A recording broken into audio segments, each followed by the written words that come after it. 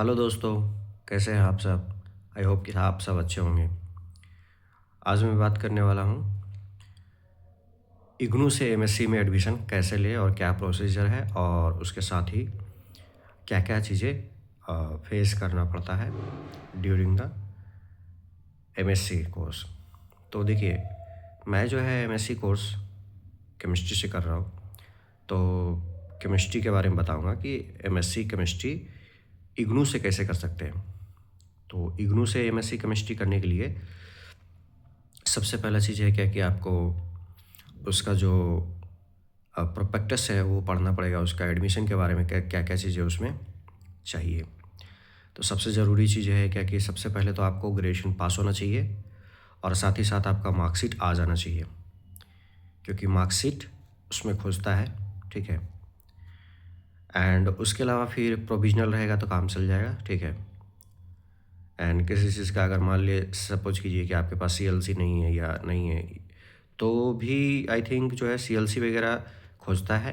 ठीक है, अगर कटवा ले, क्योंकि जैसे ही पास होते हैं तो मिल ही जाता है सीएलसी कॉलेज से, ग्रेजुएशन वाले कॉलेज से, यूनिवर्सिटी से आपका। तो उसके अलावा फिर सबसे ज़रूरी चीज़ है क्या कि उसका इन्फॉर्मेशन कि एमएससी केमिस्ट्री में क्या क्या कौन कौन से सब्जेक्ट होते हैं और कौन कौन से सब्जेक्ट को चूज करते टाइम जो है क्या सावधानी बरतना चाहिए और सबसे पहले जान लेना चाहिए, क्योंकि केमिस्ट्री जो है किसको करना चाहिए इग्नू से और किसको नहीं करना चाहिए, और केमिस्ट्री करने के फ़ायदे क्या है, नुकसान क्या है। तो सबसे ज़रूरी चीज़ है क्या कि पहले जान लेते हैं कोर्स के बारे में। 2 साल का ये कोर्स होता है इग्नू का, इग्नू से एमएससी केमिस्ट्री का। इसका जो कोड नेम होता है इग्नू में वो होता है एमएससी केएम। केमिस्ट्री का शॉर्ट फॉर्म लिया CHEM केएम। सो ये होता है 2 साल का, और आपको लगभग लगभग इसमें जब मैंने एडमिशन लिया था तो 20,000 रुपया विथ बुक पड़ रहा था 1 ईयर का। एंड 2 ईयर का अगर बात करें विथ बुक तो 40,000 रुपया पड़ेगा एडमिशन चार्ज।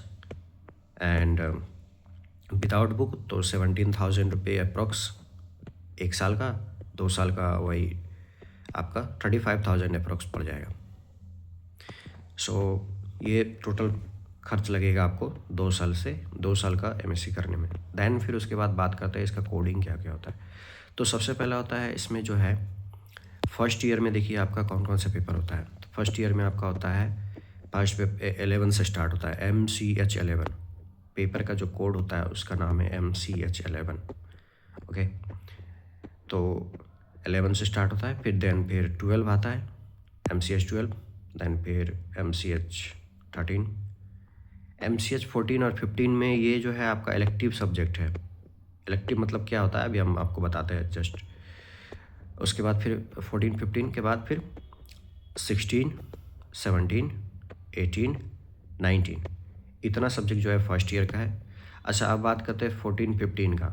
तो देखिए 14-15 में से किसी एक सब्जेक्ट को ही चूज करना है, दोनों सब्जेक्ट नहीं चूज कर सकते। तो 14 किसके लिए है, 15 किसके लिए है? 14 उसके लिए है जो कि आपका ग्रेजुएशन में जिसका बायो है। ठीक है, तो उसके लिए 14 है, उसको 14 सेलेक्ट करना है, क्योंकि 14 में क्या है आपका मैथ है। ठीक है, MCH14 में आपका मैथ है, मैथमेटिक्स है। सो जिसका भी ग्रेजुएशन में अगर बायोलॉजी रहा है सब्सिडरी में, ऑनर्स में नहीं सब्सिडरी में, तो उसको जो है 14 चूज करना है, MCH कोड 14 चूज करना है। ये वहाँ पर लिखा हुआ है वेबसाइट पर भी आप देखिएगा, बहुत सारे लड़के क्या करते हैं गलत चूज कर लेते हैं। और 15 किसको, MCH15 किसको चूज करना है, जिसका कि आपका मैथमेटिक्स रहा है सब्सिडरी में ग्रेजुएशन में, क्योंकि ये MCH15 जो है आपका बायो है, बायोलॉजी सब्जेक्ट है। सो ये चीज़ें बहुत ध्यान रखना है, क्योंकि हम जब प्रैक्टिकल देने गए थे तो वहाँ पर बहुत सारे बच्चे ऐसे थे जो कि आपका गलत सब्जेक्ट कॉम्बिनेशन चूज कर लिए थे। मीन्स जिसका मैथ था ग्रेजुएशन में सब्सिडरी में, वो MCH14 चूज कर लिए थे और उसी तरह से। तो फिर ये चीज़ें ध्यान में रखना है, क्योंकि जब वेबसाइट पर लिखा हुआ है ये सारी चीज़ें क्लियरली, तो फिर आपको ये सारी चीज़ें ध्यान में रखना है। अब बात करते हैं क्या कि फर्स्ट ईयर का प्रैक्टिकल कितना होता है। तो सबसे ज़्यादा दिमाग यहीं ख़राब होता है। केमिस्ट्री करने आए हैं तो इसमें टोटल जो है फर्स्ट ईयर में 6 पेपर होते हैं आपका प्रैक्टिकल का।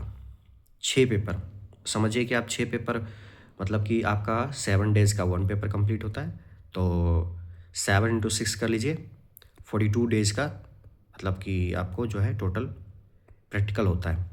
अब उसमें से 75% या 70% अटेंडेंस मांगता है, मैंडेटरी है ये, ठीक है। तो जैसे हम अटेंड किए थे तो हम मेरे टाइम में बोला गया था कि नहीं 75% अटेंडेंस मैंडेटरी है। तो अगर 7 डेज़ का टोटल पेपर है उसमें से एग्ज़ामिनेशन भी होता है हर एक पेपर का, प्रैक्टिकल का, तो उसमें से एक दिन एग्ज़ामिनेशन होता है, बाकी 3 दिन और एक्स्ट्रा आना है, तो सिर्फ पास कर दिया जाएगा, ठीक है। और अगर बढ़िया नंबर से पास करना है तो मिनिमम आपको 5 दिन टोटल मिला के आना पड़ेगा। तो 5 दिन मतलब कि एक दिन एग्ज़ामिनेशन प्लस 4 दिन एक्स्ट्रा अटेंडेंस लगाना पड़ेगा। तो 5 दिन टोटल जो है आपको, अगर बढ़िया थोड़ा अच्छे मार्क्स से पास करना है तो आपको जाना पड़ेगा कॉलेज प्रैक्टिकल देने के लिए। और प्रैक्टिकल जो है कहीं भी दे सकता है, वो इग्नू डिसाइड करता है। हालांकि आप अगर चाहें तो 1 से 2 जगह अगर दिया हुआ है सेंटर किसी एक रीजनल सेंटर में, तो आप चेंज करा सकते हो उसको एप्लीकेशन लिख करके जहाँ आपको सुविधा पड़ रहा है। लेकिन अगर पूरा एक रीजनल सेंटर में एक ही जगह सेंटर दिया है तो फिर आप चेंज नहीं करा सकते उसको। तो ये चीज़ें ध्यान रखिएगा कि इसमें जो है कौन कौन से पेपर होते हैं। तो MCH11, MCHL12, MCHL13, MCHL14, MCHL15 और MCHL16, इतना पेपर जो होता है आपका प्रैक्टिकल का होता है, ठीक है। 11, 12, 13, 14, 15, 16, यस, 6 पेपर टोटल जो है फर्स्ट ईयर में प्रैक्टिकल के होते हैं। अच्छा, ये सेमेस्टर वाइज अलग अलग रीजनल सेंटर का पता नहीं, पटना का बात करेगा तो पटना रीजनल सेंटर का तो उसमें जो है सेमेस्टर वाइज नहीं होकर के बल्कि ये ईयरली वाइज है, ठीक है।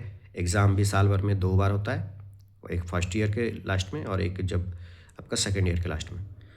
तो इस चीज़ को ध्यान रखिएगा। और एडमिशन पता ही है आपको, साल में 2 बार होता है इग्नू में, एक होता है दिसंबर सेशन में और एक होता है जुलाई सेशन में आपका, तो जिस भी सेशन में। और सबसे बड़ा बात है क्या कि अगर प्रैक्टिकल आपका छूट जाता है तो फिर आप ये चीज़ें कर सकते हैं क्या कि आप अगले सेशन के प्रैक्टिकल भर सकते हैं, मतलब 6 महीने बाद फिर दोबारा भर करके दे सकते हैं फॉर्म, एग्जामिनेशन दे सकते हैं। तो इस चीज़ को ध्यान रखिएगा, प्रैक्टिकल में ही सबसे ज़्यादा दिमाग ख़राब होता है इसमें। तो इसके लिए आप एक काम कर सकते हैं, प्रैक्टिकल के लिए आप क्या कर सकते हैं कि एक फर्स्ट ईयर के लिए आप जो है 3 पेपर भर सकते हैं प्रैक्टिकल, देन फिर आप जो है उसके अगले 6 महीने के लिए अगला 3 पेपर दे सकते हैं, फिर जो है 1.5 साल कंप्लीट हो गया, फिर अगला जो और 6 महीना बाद जो है दूसरा साल जब आएगा आपका फाइनल ईयर, जब फाइनल पेपर होने वाला रहेगा, फाइनल एग्ज़ाम, तब फिर आप 3 पेपर और जो बचाएगा सेकेंड ईयर का वो दे सकते हैं। तो 3-3 पेपर दीजिएगा तो आपका 15-15 दिन का अटेंडेंस लगाना पड़ेगा, तो वो थोड़ा आसान पड़ेगा। और उसके अलावा फिर बात करें सेकेंड ईयर में तो MCH20 होता है, ठीक है, थ्योरी पेपर का बात करें, और 21, 22, 23, 24, 25 ये होता है, ठीक है। उसके अलावा फिर होता है इलेक्टिव पेपर होता है MCHE11 आई थिंक, 12, सॉरी 11 है या 12 है, आई डोंट नो, आप एक बार उसमें देख लीजिए, साइट पर लिखा हुआ रहेगा जब एडमिशन जाइएगा। और फिर उसके अलावा फिर 13 और 15 इतना होता है। MCHL12 होता है, 11 नहीं होता है शायद, MCHE 11 नहीं होता, 12 होता है। तो MCHE12 इलेक्टिव, 13 इलेक्टिव और 15 इलेक्टिव, ये जो रहता है आपका ये 3 पेपर, ठीक है, इलेक्टिव। किसी का हो सकता है MCHE15 की जगह 14 हो, तो मे बी उसमें भी घबराना नहीं है, जो भी आपका रहेगा वो डिसाइड इग्नू की तरफ से दे दिया जाएगा, आपका वेबसाइट पर आपका अवेलेबल रहेगा। जब एडमिशन लीजिएगा तो रजिस्ट्रेशन फॉर्म में आपका अवेलेबल रहेगा कौन कौन सा सेकेंड ईयर में। और याद रखिएगा टोटल जो है कोर्स जो है 80 पॉइंट का होता है, तो आपको 80 पॉइंट जो है टोटल कोर्स मिनिमम जो है पास होने के लिए आपको कंप्लीट करने के लिए MSc 80 पॉइंट चाहिए, ठीक है, 80 पॉइंट चाहिए। आपको पता है इग्नू में जो है पॉइंट सिस्टम ग्रेडिंग चलता है, ठीक है। तो एक थ्योरी का 4 पॉइंट होता है, शायद प्रैक्टिकल का 2 पॉइंट होता है या 4 पॉइंट होता है, आप देख लीजिएगा, ये सारा पॉइंट सिस्टम वहाँ लिखा हुआ रहेगा, सबको कैलकुलेट कर करके आपका जो है 80 पॉइंट आ जाना चाहिए। 80 पॉइंट जैसे ही आएगा तो आप समझिए कि आपका जो है फाइनल हो गया। और सबसे ज़रूरी चीज़ है असाइनमेंट भर भर के लिखना पड़ेगा इसमें। आप समझिए 9 असाइनमेंट सेकेंड ईयर में है और 11 से लेकर के 19 तक जो है असाइनमेंट आपको फर्स्ट ईयर में है। उसमें से अगर 14-15 में से एक पेपर अगर ठीक है, आपको सेलेक्ट करना है तो असाइनमेंट ये चीज़ें ध्यान में रखना है। देन उसके अलावा बात करें अगर, तो सबसे ज़रूरी चीज़ है क्या कि आपको कोर्स जो है इसमें थोड़ा सा प्रैक्टिकल में सबसे ज़्यादा दिक्कत है, और प्रैक्टिकल के अलावा जो है इसमें सबसे ज़रूरी चीज़ है क्या कि आपको जो है एमएससी केमिस्ट्री का अपॉर्चुनिटीज़ क्या क्या है। तो एमएससी केमिस्ट्री का सबसे बड़ा अपॉर्चुनिटी ये है कि ये जो है आपका बहुत कम लोग करते हैं इस कोर्स को, ठीक है, क्योंकि ये कोर्स बताया जैसे कि प्रैक्टिकल बहुत ये ज़्यादा लेंदी होता है इसका, एंड इग्नू में फ़ी भी है अच्छा खासा। दैन फिर उसके अलावा फिर एमएससी में पास करना भी मुश्किल है केमिस्ट्री से, क्योंकि केमिस्ट्री एमएससी के लेवल का केमिस्ट्री आप पढ़िएगा तभी आप पास कर पाइएगा। अदरवाइज़ बिहार में तो पता ही है आपको क्या होता है, ठीक है, उसका बताने की ज़रूरत नहीं है। सो इस चीज़ों को ध्यान में रखिएगा। उसके अलावा फिर सबसे ज़रूरी चीज़ क्या है, इसका अपॉर्चुनिटी बहुत है टीचिंग लाइन में अगर आप घुसिएगा, ठीक है। तो जैसे कि बिहार में टीचर का जॉब निकलता है, उसमें अगर 11-12 में आप जाइएगा तो केमिस्ट्री में बहुत कम कट ऑफ जाता है, ठीक है, बहुत कम। मतलब समझिए कि फर्स्ट 1-2 बार में तो कैंडिडेट भी नहीं मिला था, इस हालत का है। तो आप समझ सकते हैं ये। उसके अलावा फिर दूसरा नंबर है क्या कि आप जैसे कि इग्नू से कर लिए, उसके अलावा फिर जेएनवी, केवीएस, ये सब में जो है सेंट्रल गवर्नमेंट टीचर का भी जॉब निकलते रहता है, तो आप उसमें पीजीटी टीचर के रूप में अपॉइंट हो सकते हैं, ठीक है, अगर अच्छे से आप पढ़े हैं तो। उसके अलावा फिर आप एडमिशन ले सकते हैं नेट जेआरएफ का प्रिपरेशन कर करके, उसको निकालने के बाद आप फिर आप असिस्टेंट प्रोफेसर के रूप में लेक्चरशिप का डिग्री ले सकते हैं। दैन फिर उसके अलावा फिर चूँकि केमिस्ट्री में कम कंपटीशन होता है थोड़ा सा, तो आप उस चीज़ों को देख सकते हैं। उसके अलावा फिर आप पीएचडी कर सकते हैं, पीएचडी के लिए भी ये केमिस्ट्री बहुत ही अच्छा सब्जेक्ट है। उसके अलावा फिर और भी बहुत सारे करियर फील्ड है, बट सबसे जो बड़ा नुकसान है इसका ये है कि आपको 1 महीना लगातार आपको कंटिन्यूसली प्रैक्टिकल अटेंड करना पड़ेगा फर्स्ट ईयर में, और सेकेंड ईयर के लिए आपको जो है 15 दिन कम से कम अटेंड करना है, ये मिनिमम बता रहे हैं, ठीक है, ये मिनिमम है, 15 दिन कंटिन्यूसली अटेंड करना पड़ेगा। बाकी आपका कॉलेज अगर आप ड्यूटी कर रहे हैं तो सोचिए जो ड्यूटी में है, अगर क्योंकि इग्नू से अधिकतर वो एडमिशन लेता है जो ड्यूटी में है, कहीं जॉब कर रहा होता है कुछ ना कुछ।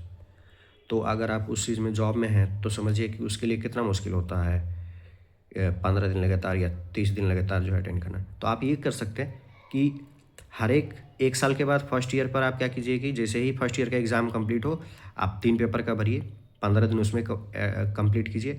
देन फिर उसके 6 महीने बाद जो है 1.5 साल वाला में भराता है, ठीक है, तो उस समय भी फॉर्म भर करके आप 3 पेपर सिर्फ उसमें सिर्फ प्रैक्टिकल का फॉर्म भरिएगा, 3 पेपर फिर कंप्लीट कर लीजिएगा, फर्स्ट ईयर का पूरा कंप्लीट हो जाएगा। देन सेकंड ईयर में जो है प्रैक्टिकल 3 पेपर बचता है, MCHL 17, MCHL 18 और MCHL 19, ठीक है, यही 3 पेपर आता है। तो ये 3 पेपर भी आप 15 दिन कंप्लीट कर सकते हैं, 15 तीन बार में आप कर सकते हैं इस तरह से, ठीक है।